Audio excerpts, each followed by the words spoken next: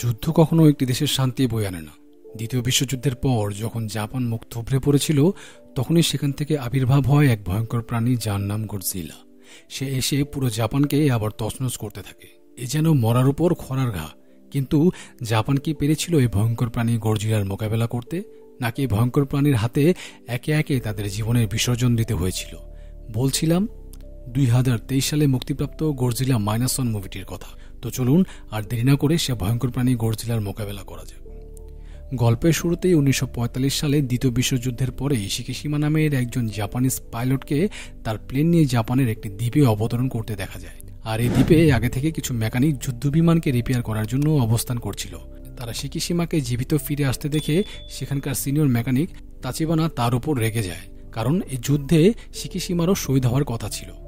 মেকানিকদের এমন কথা শুনে শিকিশিমার মন খুব খারাপ হয়ে যায়। সে একা একা সমুদ্রের তীরে গিয়ে বসে থাকে। শিকিশিমা খেয়াল করে সমুদ্রের পানিতে অনেক মাছ মরে ভেসে আছে। রাতের বেলায় হঠাৎ করে ইমার্জেন্সি সাইলেন্ট বেজে উঠলে সবাই ভাবে হয়তো তাদের উপর শত্রুপক্ষ হামলা করেছে, কিন্তু পরক্ষণে তাদের এই ধারণা ভুল প্রমাণিত হয়, কারণ তারা দেখতে পায় তাদের ওপর এক বিশাল প্রাণী হামলা করেছে, যেটা কিনা সমুদ্রের ভেতর থেকে উঠে এসেছে। জাপানিজদের লোককথায় এটাকে গডজিলা হিসেবে আখ্যায়িত করেছে। চোখের সামনে এত বড় জন্তু দেখে তাদের মুখ দিয়ে কোনো কথাই বের হয় না। যেহেতু তারা সবাই মেকানিক ছিল, তাই তাদের কাছে বড় এবং ভারী কোনো অস্ত্র ছিল না।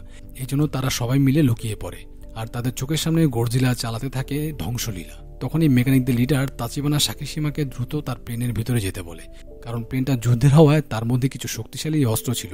শিকিশিমা তাচিবানার কথা শুনে প্লেনের ভেতরে গিয়েছিল ঠিকই, কিন্তু গডজিলাকে দেখে সে এতটাই ভয় পেয়ে গিয়েছিল যে সে গুলি না চালিয়ে প্লেনের ভেতরে চুপটি করে বসে থাকে। তখন গডজিলা সে মেকানিক দলের ওপর হামলা করে এবং তাদেরকে একের পর এক মেরে ফেলে। আর এটা দেখে শিকিশিমা অজ্ঞান হয়ে যায়।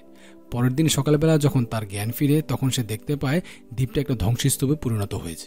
চারদিকে শুধু ধ্বংস আর মানুষের লাশ পড়ে আছে, আর এই লাশগুলোকে এক জায়গায় করছে একমাত্র জীবিত মেকানিক তাচিবানা। তাচিবানা শিকিশিমাকে দেখে খুব রেগে যায়। তার কাছে গিয়ে তাকে ধাক্কা মেরে বলে, এই যে লাশগুলো দেখছো, তারা আজ একমাত্র তোমার জন্যই মারা গিয়েছে। তুমি যদি ঠিকমতো গডজিলার উপর গুলি চালাতে, তাহলে হয়তো তার আজকে বেঁচে থাকতো।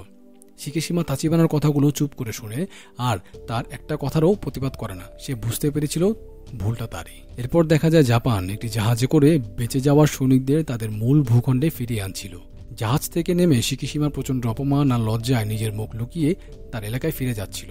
তখন সে দেখতে পায় চারদিকে শুধু ধ্বংসস্তূপ পড়ে আছে, আর তারই মাঝে কিছু মানুষ নিজের সবটুকু হারিয়ে টিকে থাকার জন্য চেষ্টা করছে। শিকিশিমা তার এলাকাতে ফেরার সঙ্গে সঙ্গে তার প্রতিবেশী সুমিকো তাকে দেখে দৌড়ে আসে।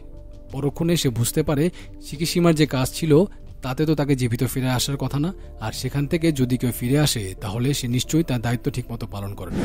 তাই সে তাকে ধিক্কার দিতে থাকে, আর জাপানের এরকম দুরবস্থার জন্য তাকেই দায়ী করতে থাকে। রাতের বেলায় সে ধ্বংসস্তূপের মধ্যে তার বাড়িতে বসে তার পরিবারের কাছে লেখা শেষ চিঠিটা পড়তে থাকে আর কাঁদতে থাকে। পরের দিন সকালবেলায় শিকিশিমা বাজারের দিকে যাচ্ছিল। তখন সে দেখতে পায় কয়েকজন লোক মিলে একজন মহিলাকে তাড়া করছে, কারণ ওই মহিলা নাকি তাদের দোকান থেকে খাবার চুরি করেছে। শিকিশিমা ওই মহিলাটাকে আটকাতে গেলে মহিলাটা তার কোলে থাকা বাচ্চাটিকে শিকিশিমার কোলে দিয়ে সেখান থেকে পালিয়ে যায়। শিকিশিমা কি করবে কিছুই বুঝতে পারছিল না। তখন সে ফুটফুটে নিষ্পাপ বাচ্চাটার মুখের দিকে তাকিয়ে তার মায়ায় পড়ে যায়। তাই সে বাচ্চাটাকে কোলে নিয়ে তার বাড়ির দিকে যেতে থাকে। তখনই কোত্থেকে হঠাৎ করে সে মেয়েটা আবারও তার কাছে চলে আসে। সে শিকিশিমার কাছে গিয়ে বলে, আমার নাম ঐশী, আমার বাবা মা আত্মীয় স্বজন সবাইকে হারিয়ে ফেলেছি। এই বাচ্চাটা আমার কেউই হয় না, আর ওর জন্য খাবার চুরি করতে গিয়েই আজ আমার এই অবস্থা। ঐশী সব কথা শুনে শিকিশিমার খুবই মায়া হয়, তাই সে ওদেরকে তার বাড়িতে নিয়ে আসে। পরের দিন সকালবেলা শিকিশিমা যখন কাজের খোঁজে বাড়ি থেকে বের হচ্ছিল, তখন তার প্রতিবেশী সুমিকো তাকে বলে, তুমি কি শুরু করেছো? বিয়ে না করে একটি বাচ্চা আর তার মাকে তোমার ঘরে আশ্রয় দিয়েছো, এটা কিন্তু এখানে চলবে না। কিন্তু পরক্ষণে যখন সুমিকো ঐশী আর ওই বাচ্চাটার ব্যাপারে আসল সত্যটা জানতে পারে, তখন সে তাদের কাছে ক্ষমা চাওয়ার জন্য আসে। আর সে ওই বাচ্চাটাকে খুব আদর করে, এমনকি তার নিজের খাবার থেকে ওই বাচ্চাটাকে দিয়ে আসে। কিছুক্ষণ পর শিকিশিমা ফিরে এসে ঐশীকে জানায় সে একটি নতুন চাকরি পেয়েছে। ঐশী তার কাজের ব্যাপারে জিজ্ঞেস করলে শিকিশিমা তাকে বলে, সমুদ্রের মাঝে জাপান এবং আমেরিকা একে অপরকে ঘায়াল করার জন্য যে মাইনগুলো ফেলে রেখেছিল তাকে সেগুলো ধ্বংস করতে হবে। কাজটা একটু রিস্কের, এরপরেও কাজটাতে ভালো বেতন পাওয়া যাবে। কিন্তু এমন ঝুঁকিপূর্ণ কাজে ঐশী তাকে কোনোভাবেই যেতে দিতে চায় না। সে খুব কান্নাকাটি করে, কিন্তু শিকিশিমা বুঝতে পেরেছিল বেঁচে থাকতে হলে এখন তাদের টাকার খুবই প্রয়োজন। তাই সে ঐশীকে বুঝিয়ে শুনিয়ে পরের দিন কাজের উদ্দেশ্যে বেরিয়ে পড়ে। সেখানে একটা উন্নত মানের জাহাজের বদলে তাদেরকে ধরে দেওয়া হয়েছিল একটি নরবরে কাঠের নৌকা। এটা দেখে শিকিশিমার কিছুক্ষণ চুপ করে দাঁড়িয়ে থাকে। এরপর সে আবার কোনো উপায় না পেয়ে কাঠের নৌকায় উঠে পড়ে। সেখানে কিছু সাধারণ মানুষের সঙ্গে একজন বিজ্ঞানীও ছিল, যার নাম ছিল কিংজি। এরপর তারা সবাই একে অপরের সাথে পরিচিত হয় আর দেরি না করে বেরিয়ে পড়ে সে মাইনগুলো ধ্বংস করার জন্য। সেখানে গিয়ে শিকিশিমা খুব দক্ষতার সঙ্গে মাইনগুলো একের পর এক ধ্বংস করতে থাকে, যেটা দেখে তার সহকর্মীরা খুব খুশি হয়ে যায়। ঘুমের মধ্যে সে সেদিনের দেখা সে ভয়ঙ্কর গডজিলাকে নিয়ে দুঃস্বপ্ন দেখতে থাকে। আসলে সেদিনের কথা সে আজও ভুলতে পারেনি। এভাবে শিকিশিমা দিন কাটতে থাকে, আর এদিকে জাপান তার ধ্বংস হয়ে যাওয়া শহরগুলো পুনরায় নির্মাণ করতে থাকে। শিকিশিমাও এর মধ্যে তার বাড়িটা নতুন করে নির্মাণ করে ফেলেছে। তারা দুজন মিলে সে ছোট্ট মেয়েটার নাম রেখেছে আকিকো। সে একদিন তার সহকর্মীদের তার বাড়িতে দাওয়াত দেয়। তারা সবাই মিলে শিকিশিমা বাড়িতে আসে আর খাবার খেতে খেতে এক পর্যায়ে কিঞ্জি বলে শিকিশিমার বউয়ের হাতের রান্না খুবই ভালো। এই কথা শুনে শিকিশিমা বলে ঐশী আর আকিকোর সঙ্গে তার কোনো সম্পর্ক নেই, তাদের এই দুনিয়াতে আর কেউ নেই, তাই সে তাদেরকে আশ্রয় আর নিরাপত্তা দিয়েছে। শিকিশিমার কথা শুনে তার সহকর্মীরা বুঝতে পারে সে অনেক বড় মনের মানুষ। পরদিন শিকিশিমা যখন কাজ থেকে ফিরে আসে তখন ঐশী তাকে জানায় সে একটা নতুন চাকরি পেয়েছে, তাই আজ থেকে তাদের জন্য শিকিশিমার আর কষ্ট করতে হবে না। তো যাই হোক, এরপর একটি নিউজ দেখানো হয় যেখানে আমেরিকার এক বিশাল বড় যুদ্ধজাহাজ প্রশান্ত মহাসাগরে জাপানের কাছাকাছি এসে রহস্যজনকভাবে ধ্বংস হয়ে গেছে। সেখানে তদন্ত করে জানা যায় সে সমুদ্রের পানিতে ভয়ঙ্কর রকমের রেডিয়েশন ছড়িয়ে পড়েছে। এমনকি সেখানে ক্যামেরাতে একটি রহস্যময় ভয়ঙ্কর জন্তু দেখা গেছে, আর এই জন্তুরা ধীরে ধীরে জাপানের মূল ভূখণ্ডের দিকে এগিয়ে যাচ্ছিল।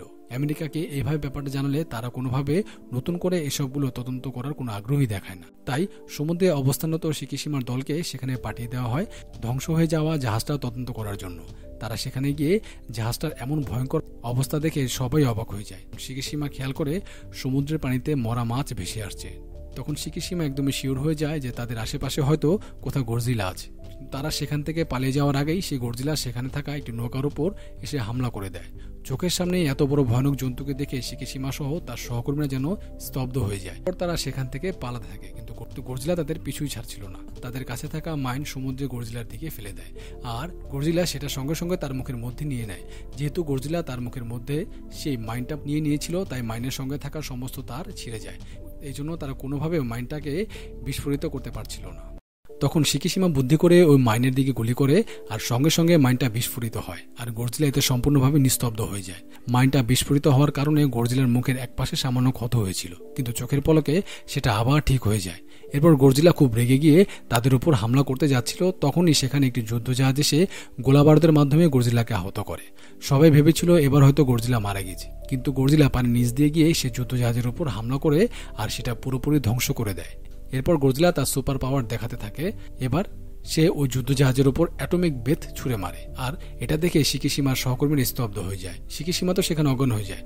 পরের দিন সকালবেলা শিকিশিমার যখন জ্ঞান ফিরে, তখন সে নিজেকে হাসপাতালের বেডে দেখতে পায়। যেহেতু শিকিশিমা একটু আহত হয়ে পড়েছিল, তাই তার সহকর্মীরা তাকে বাড়ি পাঠিয়ে দেয়। কিন্তু শিকিশিমাকে এমন আহত অবস্থা দেখে ঐশী কাঁদতে থাকে। পরের দিন জাপানের নৌবাহিনীকে সে গডজিলা মারার জন্য পাঠানো হয়, যাতে করে ওই গডজিলা জাপানের মূল ভূখণ্ডে আঘাত করার আগেই নৌবাহিনীরা তাকে মেরে ফেলতে পারে। নৌবাহিনী সেখানে গিয়ে মাইন লাগিয়ে গডজিলাকে বিস্ফোরিত করার চেষ্টা করে, কিন্তু এতে কোনো লাভ হয় না। এর কিছুক্ষণের মধ্যে সমুদ্র সৈকতের পাশের শহরে সাইরেন বাজিয়ে দেওয়া হয়, আর সংবাদে বলা হয় বিশাল বড় এক জন্তু সমুদ্রের সৈকতে পৌঁছে গেছে। এই সংবাদ প্রচার হওয়ার কিছুক্ষণের মধ্যে গডজিলাকে দেখানো হয় যে জনবসতিতে ঢুকে পড়েছে আর সেখানে চালাচ্ছে তার ধ্বংসযজ্ঞ। সেখান দিয়ে ঐশী ট্রেনে করে তার কাজে যাচ্ছিল। তখন ঐশী ট্রেনে জানালা দিয়ে ওই বিশাল আকৃতির জন্তুটাকে দেখে খুব ভয় পেয়ে যায়। তখনই ওই জন্তুটা ট্রেনের উপর হামলা করে দেয়, আর ট্রেনে থাকা সকল যাত্রীরা মারা যায়, কিন্তু ঐশী ভাগ্যক্রমে বেঁচে যায়। এরপর ওই বিশাল জন্তুটা পুরো শহরটাকে তছনছ করে দিচ্ছিল, আর এই জন্তুটাকে দেখে লোকজন ভয়ে যে যেভাবে পারে চারদিকে পালাতে থাকে। তখনই ঐশীও সেখান থেকে পালাতে গিয়ে মাটিতে পড়ে যায়, কিন্তু সৌভাগ্যক্রমে শিকিশিমা সেখানে চলে আসে আর ঐশীকে নিয়ে পালিয়ে যায়। শহর আর মানুষের নিরাপত্তার কথা চিন্তা করে সেখানে অনেকগুলো আর্মি ট্যাঙ্ক নামানো হয়। তারা চারিপাশ থেকে গডজিলার উপর গুলি করতে থাকে। এই জন্য গডজিলা আর রেগে গিয়ে তেড়ে আসে, তাই সে তখন সবার সামনে নিউক্লিয়ার চার্জ করে নিতে থাকে।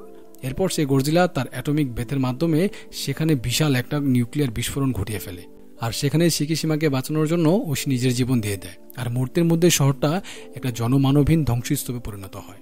এদিকে শিকিশিমা ঐশীকে হারিয়ে রাগে দুঃখে কষ্টে গডজিলার দিকে তাকিয়ে চিৎকার করতে থাকে। এই ধ্বংসে 30,000 মানুষ মারা যায়। আর সেই ছোট্ট বাচ্চা মেয়ে আকিকা তার পালিত মাকে হারিয়ে অঝরে কান্না করতে থাকে। তখন কিংজি শিকিশিমার কাছে গিয়ে বলে, আমি সহ আর্মির বড় বড় অফিসাররা মিলে গডজিলাকে মারার একটা প্ল্যান বানিয়েছি, তুমি কি আমাদের সঙ্গে যোগ দিতে চাও? কিংজির কথা শুনে শিকিশিমা ঐশীর মৃত্যুর প্রতিশোধ নেওয়ার একটা উপায় খুঁজে পায়, তাই সে কিংজিদের সঙ্গে যোগ দেয়। এরপর তারা একটি মিটিং করে, যেখানে বিজ্ঞানী কিংজিং সকল আর্মি অফিসারদের উদ্দেশ্য করে বলতে থাকে, জাপানকে বাঁচতে হলে জাপানের লোকদেরকে এগিয়ে আসতে হবে। এই কথা শুনে সেখানে সবাই বলতে থাকে, আপনি কি পাগল হয়ে গেছেন? আমাদের কাছে তেমন কোনো বড় গোলা বারুদ নেই যে আমরা সেটা দিয়ে এই জন্তুটাকে ঘায়াল করতে পারবো। এই কথা শুনে বিজ্ঞানী কিংজি বলে, আমি তাকে মারার জন্য একটি প্ল্যান করেছি, সেটা হলো আমরা যদি তার চারপাশে ফ্রেওয়ান গ্যাস ছড়িয়ে দেই তাহলে সে খুব দ্রুত পানির নিচে তলিয়ে যাবে। আর এভাবে আমরা যদি গডজিলাকে পানির 1500 কিলোমিটার নিচে নামাতে পারি তাহলে পানির চাপে সে ওখানেই ধ্বংস হয়ে যাবে, কারণ পানির এত নিচে সমুদ্রে জন্ম নেওয়া কোনো জন্তুই টিকে থাকতে পারবে না। কিন্তু সেখানে থাকা সবাই বলতে থাকে, এতে যদি গডজিলা ধ্বংস না হয় তাহলে তখন আমরা কি করব? বিজ্ঞানী তখন আরেকটা প্ল্যান দেখায়, সেটা হলো বেলুনের মতো একটি যন্ত্রের সাহায্যে ওই গডজিলাকে পানির 1500 কিলোমিটার নিচে থেকে খুব দ্রুতই আবার পানির উপরে উঠে নিয়ে আসা হবে। এতে করে গডজিলা এত দ্রুত চাপের পরিবর্তন সহ্য করতে না পেরে ওখানেই মারা যাবে।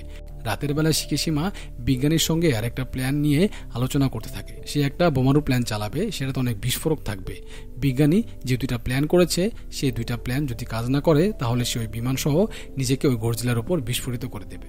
এই কথা শুনে সবাই তাকে এই কাজ করতে নিষেধ করে, কিন্তু শিকিশিমা নাছোড়বান্দা, সে ঐশীর মৃত্যুর প্রতিশোধ নিয়েই ছাড়বে। তার এমন প্রতিজ্ঞা দেখে বিজ্ঞানী শিকিশিমাকে একটি যুদ্ধবিমানের কাছে নিয়ে যায়, যেটা এখনো সম্পূর্ণভাবে কমপ্লিট করা হয়নি। প্লেনটা দেখে শিকিশিমা এই প্লেনটাকে আরো ভালোভাবে মডিফাই করার জন্য একটি প্ল্যান তার মাথায় চলে আসে, কিন্তু এই কাজগুলো কে করবে? শিকিশিমার মনে পড়ে যায় সেই দ্বীপে বেঁচে যাওয়া মেকানিক তাচিবানের কথা। তাই সে আর সময় নষ্ট না করে বিভিন্ন সরকারি অফিসে গিয়ে সেখানকার কাগজপত্র ঘেটে ঘেটে তাচিবানকে খুঁজে বের করার চেষ্টা করে। এভাবে খুঁজতে খুঁজতে সে একদিন তাচিবানকে খুঁজেও পায়, কিন্তু তাচিবান এখন পর্যন্ত শিকিশিমার উপর রাগ রয়ে গেছে। তাই সে তাকে দেখা মাত্রই মারতে থাকে। তখন শিকিশিমা তাকে বলে, তুমি আমাকে পরে মেরো, আগে আমাকে সাহায্য করো, আর তুমি ছাড়া আমার সাহায্য করার মতো কেউ নেই। তুমি যদি আমাকে সাহায্য করো তাহলে আমি ওই বড় জন্তুটাকে মেরে ফেলতে পারবো। এই কথা শুনে তাচিবানা তার কথায় রাজি হয়ে যায়। তাই শিকিশিমা ওই প্ল্যানটাকে ঠিক করার জন্য তাকে সেখানে নিয়ে যায়। সবে পূর্ণোদ্যমে কাজ শুরু করে। সেদিন রাতে শিকিশিমা আকিকোকে জড়িয়ে ধরে। সে আসলে সবকিছু আকিকো আর গোটা দেশকে বাঁচানোর জন্য করছে। এরপর সে রাতের বেলায় আকিকোকে ঘুম পাড়িয়ে তার মাথার কাছে চিঠি রেখে চলে যায়। এরপর রাতের বেলা তাচিবানার সঙ্গে দেখা করে প্লেনের সবকিছু বুঝে নেয়। শিকিশিমা তখন বলে সে যেভাবে হোক গডজিলাকে মারবেই। এদিকে পরের দিন সকালবেলা আকিকো চিঠিটা নিয়ে সুমিকোর হাতে দেয়। সুমিকো তখন চিঠিটা খুলে দেখে তাতে লেখা আছে, হয়তো আমি আর কোনোদিন ফিরবো না, এখানে কিছু টাকা রেখে গেলাম, এটা দিয়ে তুমি আকিকোর খেয়াল রেখো। চিঠিটা পড়ে সুমিকো বাচ্চাটাকে বুকে ঝুরিয়ে ধরে নেয়। এদিকে সমুদ্রের মধ্যে তারা যখন সবাই গডজিলার জন্য অপেক্ষা করছিল তখন হঠাৎ করে গডজিলা সমুদ্রের তীরে এসে হামলা করে। আর এটা দেখে শিকিশিমা দ্রুত তার প্লেন উড়িয়ে গডজিলাকে বিরক্ত করার জন্য বেরিয়ে পড়ে। একটা সময় তার প্লেনের পেছনে আবারও তাকে সমুদ্রের মধ্যে নামিয়ে নিয়ে আসে। এরপর সেখান থেকে অফিসার একটা ফাঁকা জাহাজ গডজিলার দিকে পাঠিয়ে দেয়, কারণ গডজিলা যখন ডেকে যায় তখন তার শরীর থেকে অ্যাটমিক ব্রেথ বের হতে থাকে। আর এটার জন্য যেন কোনো মানুষের ক্ষতি না হয় এজন্য জাহাজটাকে পাঠিয়ে দেওয়া হয়। আর সঙ্গে সঙ্গে গডজিলা তার শরীর থেকে অ্যাটমিক ব্রেথ বের করে জাহাজটাকে ধ্বংস করে দেয়। এটা দেখে সেখানে থাকা সবাই অনেক ভয় পেয়ে যায়, কিন্তু বিজ্ঞানী তাদের সবাইকে সাহস দিয়ে বলে, গডজিলা একবার অ্যাটমিক ব্রেথ ব্যবহার করার পরে আর একবার ব্যবহার করতে গেলে তার অনেকটা সময় লাগে নিজেকে চার্জ করার জন্য। আর মাঝখানে এই সময়টা গডজিলা অনেকটা দুর্বল হয়ে থাকে, তাই এই সময়টাকে তাদের কাজে লাগাতে হবে। এরপর তারা সবাই মিলে জাহাজ দিয়ে গডজিলাকে চারপাশ থেকে ঘিরে ফেলতে থাকে। অনেকক্ষণ চেষ্টা করার পর তারা একটা সময় গডজিলাকে দড়ি দিয়ে চারপাশ দিয়ে বেঁধে ফেলে। এসব কিছু দেখে গডজিলা আবারও খুব রেগে যায়, আর এরই মধ্যে তার শরীর চার্জ করা হয়ে গিয়েছিল, তাই সে আবারও তার শরীর থেকে নিউক্লিয় বাত বের করতে থাকে। আর তখনই সে গ্যাসের সিলিন্ডারগুলো ব্লাস্ট করে দিলে গডজিলা পানির নিচে তলে যেতে থাকে। এভাবে 5 মিনিটের মধ্যে গডজিলা 1500 কিলোমিটার পানির নিচে তলে যায়। আর সঙ্গে সঙ্গে গডজিলার শরীর থেকে অ্যাটমিক চার্জগুলো বন্ধ হয়ে যায়। তখন ওপরে থাকা সবাই অপেক্ষা করতে থাকে গডজিলা আসলে মারা গিয়েছে কিনা সেটা দেখার জন্য। তখনই হঠাৎ করে তাদের দড়িতে টান পড়ে, তারা বুঝতে পারে গডজিলা এখন জীবিত আছে। তাই তাদেরকে দ্বিতীয় প্ল্যান অনুযায়ী তারা গডজিলাকে সে বেলুন ফুলিয়ে দ্রুত পানির ওপর, কিন্তু 800 মিটার আসার পরেই হঠাৎ করে সবকিছু আবার স্তব্ধ হয়ে যায়, কারণ গডজিলা তার বেলুনগুলো ছিঁড়ে ফেলেছিল আর সে পানির নিচে একদম স্তব্ধ হয়েছিল। একটা সময় তারা গডজিলাকে উপরে ওঠাতে সক্ষম হয়। তারা দেখে গডজিলার শরীর অনেকটা ক্ষতবিক্ষত হয়ে গেছে, কিন্তু এই প্রাণীটা এতটা শক্তিশালী ছিল যে সে আবারও তার শরীর চার্জ করতে থাকে। এরকম অবস্থা দেখে তারা সবাই খুব ভয় পেয়ে চিন্তা করে তারা হয়তো আর কেউই এখান থেকে বেঁচে ফিরতে পারবে না। কিন্তু তাদের অবাক করে দিয়ে শিকিশিমা তার প্লেন নিয়ে গডজিলার দিকে উড়ে আসতে থাকে। আর গডজিলা তার অ্যাটমিক বেথ ছুঁড়ে ফেলার আগেই সে প্লেনটা গডজিলার মুখের ভিতরে বিস্ফোরিত করে ফেলে। সবাই শিকিশিমার জীবনের বলিদান দেখে অবাক হয়ে যায়। তখনই হঠাৎ করে বিজ্ঞানী দেখতে পায় শিকিশিমা প্যারাশুট করে সেখান থেকে বেরিয়ে আসছে।